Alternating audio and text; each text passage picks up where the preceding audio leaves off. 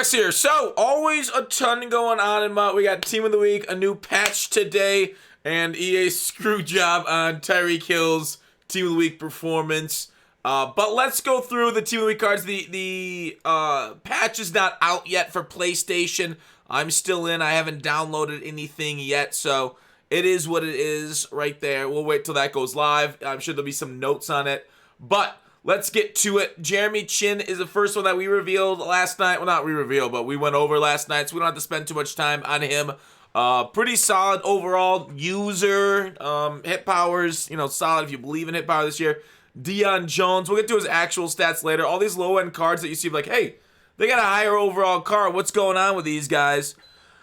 They're going to get +1s. This Tyreek Hill is getting a +1, which we kind of suspected after his big game, but they didn't really improve his physical stats, or they're not going to improve his physical stats, so he's not getting a whole bunch of +1s there, the ones that matter, right? Joey Bosa gets a card upgrade 2 on his card. Jarvis Landry. Yeah, I mean, all guys that had solid weeks. You can't really hate it too much. Antonio Gibson, like 89 overall. Break tackle's horrible. Probably would not use this as a starter, even on a theme team. Not better than Barry still. So, good backup, I guess, but it's fun to run with if you like him on the field. IRL. Jimmy Ward with the 89. Both of them needed upgrades, of course, but not bad, not bad. I mean, you can't get on a 90-man coverage, but overall, pretty solid stats nonetheless. Willis McGahee is your flashback Team of the Week legend. 91 speed with 92 break tackle. And that's a card you would use because he's pretty similar to all other running backs right now. Trucking 92. So, wait, I did want to look at it. He is a power back. I did want to take a look at that. Agility 87. It makes sense, right? Power backs gets probably the worst chemistries because they can't even get backfield master. And DeMarcus Ware is your power rusher, right outside linebacker for us in Team of the Week for power move, finesse move. Like basically 89s across the board. All balanced, all right. Fast, though. So, nice. And then the Jackrabbit. Janoris Jenkins there at CB. Get another CB here. 91 speed.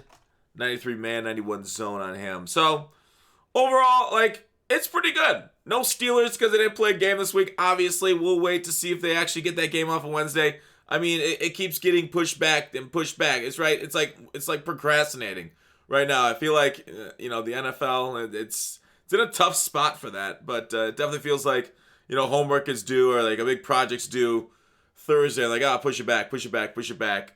And we're getting right up to the deadline. And we'll see if they actually end up playing on Wednesday. But there it is. That's your Team of the Week for this week. He is going to go through. We can see the stats and the +1s, of course. But you don't really need to see that much because it just add +1 onto the cards we already have. But there it is. Deion Jones for you Falconers. I'm sure you would love him. There are all the +1s on his cards. Weird they don't show the physical stats first. But yeah, imagine +1s on his physical stats. Right here they show the physical stats. Landry with the item upgrade to 86. Nice. Cromulent. 86 overall. There's the +1s on Joey. He goes up to 94. Wow. That's pretty high overall. We're getting up there, boys. Getting up there. 94. Tyreek Hill. Yeah, he gets... Krillo said specifically, they're not showing off their physical stats on him because he only gets it everywhere else, the +1s, instead of where it actually matters. I think he will get Route Tech maybe at 95. Which is kind of nice for Tyreek. Route Tech's pretty important. He gets the 90 beat press. I'm sure a lot of people already run go deep, so that beat press is a little higher than that, but you can't hate Hill here. I can see why they didn't go speed on Hill because, he would be, more game-breaking. He can already get the 99 speed on a theme team, 98 on a 25 on a 50 HG theme team, which isn't very hard to get at all. So, I don't know. +1s, it is what it is. Do we want endgame speed here in, December 1st? We kind of got it a couple days ago, but at least he's not 99. At least it's not easy to achieve. I just think, I don't know, physical chems are kind of annoying, but that's kind of how it is, right? Physical chems are in the game. I don't think they should be. I don't think they really add anything. I don't think there's a whole lot of like depth added to them. All right, so the gridiron notes are not up, so we're gonna go through what Kralo went through. Generally, they go up right now at 11, and it's past 11. So yeah, overall, team of the week. It's good for if you like those theme teams, right? I guess that's kind of team of the week every week. Like, the legends aren't really too exciting names for me, but McGahee, I'm sure a lot of people are for not only theme teams, but for the bringing them back into MUT. It's just like the stats, I think, are like, my overall thought on team of the week and like what's exciting and card drops that are exciting are like, are stats exciting, right? Like, if that card won't play on your team, is it at least a stat that you want to try out? At least a new ability, at least there's something new about it that you would want to try out. And I know you can't do that all the time because that would just lead to inflation. But like, that wouldn't be as big a problem if we could go over 100 stats like we used to, like Elmy the Show does. Then inflation wouldn't matter as much. So when I look at those stats, I'm like, wow, this is the same as like every other running back. It's cool that they're all balanced and like you could run almost any card on your theme team and be like, wow, I'm using a top end performer. But then on the other hand, it's not cool that they're not really individualized and not really like different so much. Everyone's kind of hanging around the same stats. It's been kind of stagnant for a month or two now with those stats. So like when I look at those team of the week cards, I looked at their stats and I'm like, yeah, right? Like, names are cool, but God, I want some individuality back in my cards, hopefully. But overall, not terrible team of the week. I'd say it's a middle of the road one. Gameplay updates. Ball velocity. Okay, so a lot of this stuff, this is like set feet lead. I'm guessing it fixes that. Well, they retest out Derek Carr and a couple of the other ones that set feet lead passes were broken on. Zone defender. Improves zone defender reaction to crossing routes from single receiver side for high rated defenders. So that means, in my guessing, is like, you know, high 90s zone will kind of affect it. Those are the, god dang it, gameplay updates. These are the important ones, in my opinion. At least to me. It's real to me, damn it. Deep zone defenders reaction to crossing routes from single receiver side for highly rated defenders. I don't know, like, single receiver side. From a single receiver side. Is that 2? I guess I don't understand what that means. From a single receiver side, crossing pattern. Does that mean like there's going to be no clear out? If there's no clear out, yes, it should be played. I think that's a good idea. But it says from, not to. I guess we'll see how this plays and how crossings have changed. Weird. Slow down coverage times in linebackers. Oh, that's stupid. Nobody really used linebackers in man coverage anyways. What? So this is a big nothing? They nerfed linebackers even more. Like, if it was a universal slow down cut reaction time in man coverage facing away from the quarterback, I would love it, right? If you're literally not watching the ball, how are you going to react to it? Right? How the hell are you reacting to it if you're running with a guy down the field like this? I guess the only thing is everybody yells out ball and then you look back in real life. Now I think about it different, right? Like, and especially listen for it on, it's easy to hear this year because there's no crowd noise. Always listen when the ball's thrown, everybody yells ball or screen.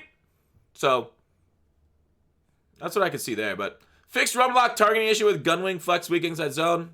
Maybe it was a bug. I never ran into it. Fixed variation causes quarterbacks to appear to use under pressure pass without actually being under pressure. Under pressure passes are ass, right? Because their throw motion's as long as a regular throw motion, but it's way worse and the ball goes off as a duck. If it was faster, that'd be cool, but I've seen my guys slow down frame-wise. You guys saw that on Twitter, that I put that out. I think I did it in a YouTube video too. They actually slow down the motion. It's like, well, if you just do a regular motion, the ball will be out, then you take the hit. But instead you slow down so that way you can take the hit while you're throwing to throw up a duck. It's like a predetermined duck, and I hate it, right? If I'm in my motion and I get hit while I'm throwing, okay, that's fine. But, like, don't slow me down. If it's the same speed, also that's one thing. Don't slow me down, though, dude.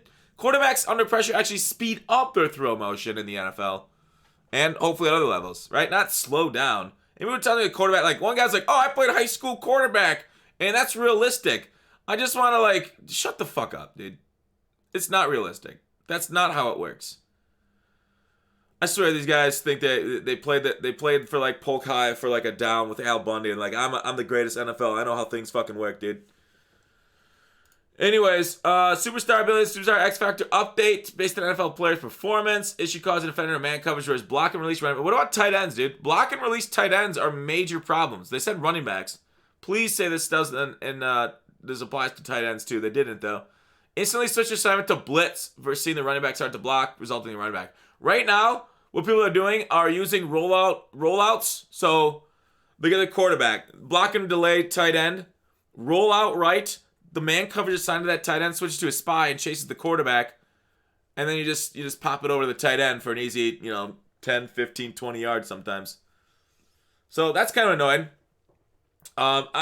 It's interesting that they say newly added. Wait, Kralo. I'm fighting Kralo here. Fighting Kralo. Newly added superstar abilities. I don't want to fight Kralo. Let me see my own thing. Is it up yet? Yes, it's up yet. Thank God.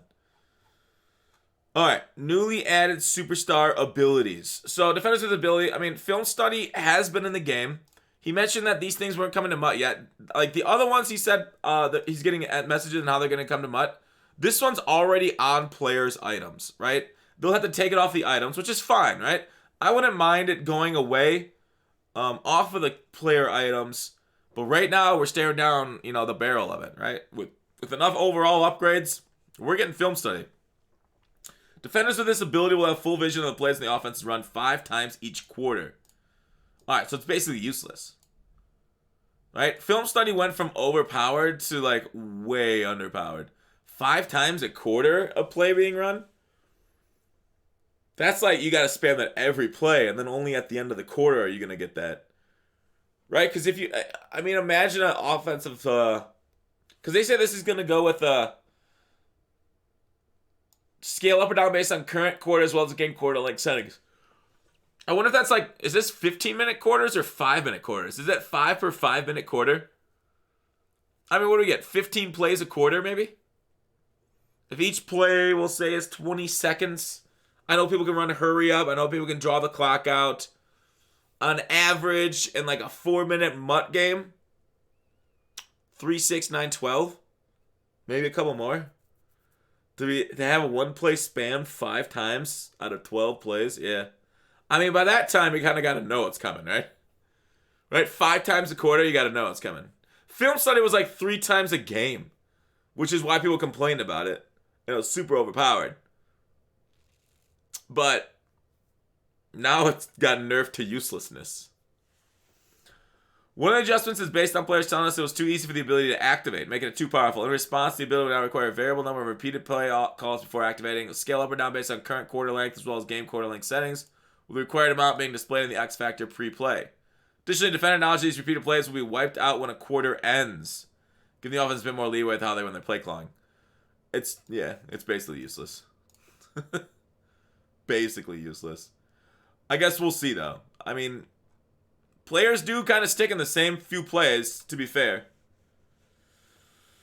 New ability, Backlash. Ball carriers with ability will cause increased fatigue penalties against their tackler when tackling via non-conservative tackle. This makes a lot of sense, right? Isn't this why Kralo said this goes right on to Derrick Henry? And because Derrick Henry's so much better in the second half, fourth quarter, right? When the run game really takes effect, when you really start leveling down the defense, they start to get more fatigued. I agree. I think this is not a bad idea for an ability. Of course, it'll determine how much they get fatigued for that, and how do you accumulate that fatigue over the fourth quarter, right?